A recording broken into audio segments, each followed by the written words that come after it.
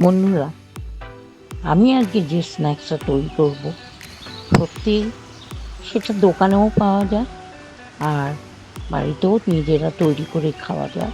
সেটা হলো সিঙাড়া। তাও কি মিনি সিঙাড়া, ছোট ছোট করে ময়দা মেখে নিয়েছিলাম।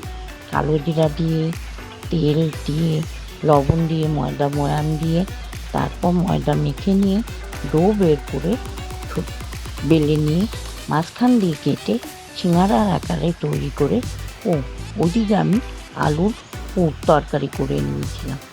আলুর তরকারিটা ওই সিঙাড়ার মতো সিঙাড়ার কাটিয়ে তৈরি করে পকেটের মতো করে তার মধ্যে দিয়ে আলুর পুরটা দিয়ে সিঙাড়ার আকারে তৈরি করে নিলাম।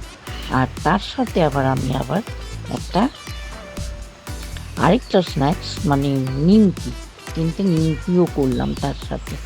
আর একটা করলাম ওই গোল করে, ওটাও মানে সিঙাড়ার মতো, ওটা গোল করে। তা যাই হোক, এইভাবে বেশ 3 রকমের স্ন্যাক্স তৈরি করে নিলাম। আমার চ্যানেল দেখতে হলে সাবস্ক্রাইবটা করে নিও যদি পারো। ভালো লাগলে লাইক কমেন্ট শেয়ার করো।